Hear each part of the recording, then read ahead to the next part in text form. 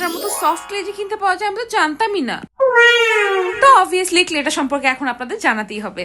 আমি নতুন এক ধরনের ক্লে আজকে ট্রাই করেছি, আর সেটা হচ্ছে জিওরজনের এই মডেলিং ক্লে, যেটা কিনা আমি আশাই করিনি এত ভালো হবে। এ নিয়ে আমি অনেক ধরনের এক্সপেরিমেন্ট করি, বিভিন্ন ভালো ভালো ব্র্যান্ডের মডেলিং ক্লে আমার ব্যবহার করা হয়েছে। তো জিওরজন এটা ব্যবহার করবো না, এটা তো হতেই পারে না। তো এটা ইউজ করে আমি এত অবাক হয়েছি, আপনারা দেখতেই পাচ্ছেন ভিডিওতে, এত সুন্দর সফট। আমি কিন্তু ঘরেও ক্লে বানিয়েছি এবং ঘরের ক্লে গুলো কিন্তু খুব সফট হয়, বাইরের ব্র্যান্ডেড ক্লে গুলো অত সফট হয় না সাধারণত, কিন্তু এটা ব্যবহার করে আমি এত অবাক হয়েছি। আপনারা দেখতেই পাচ্ছেন ভিডিওতে, এটা এত সুন্দর সফট যে আপনি খুব সহজে কিন্তু এটা দিয়ে ডিটেলস করতে পারবেন।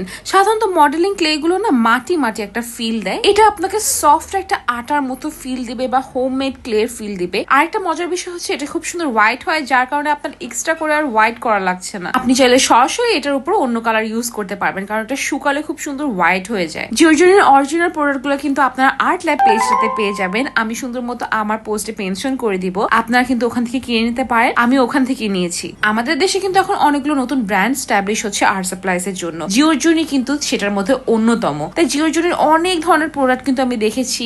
ব্রাশ পাওয়া যায়, খুবই প্রিমিয়াম কোয়ালিটির ব্রাশ, এবং আমি নিজেই ব্যবহার করি ব্রাশ গুলো। অনেক ধরনের প্রোডাক্ট কিন্তু পাওয়া যায়, তাই জিওরজনই আপনারা ব্যবহার করে দেখতে পারেন। এই ক্লেটা তো পার্সোনালি আমার কাছে অনেক ভালো লেগেছে এবং আমি আরো কিনবো।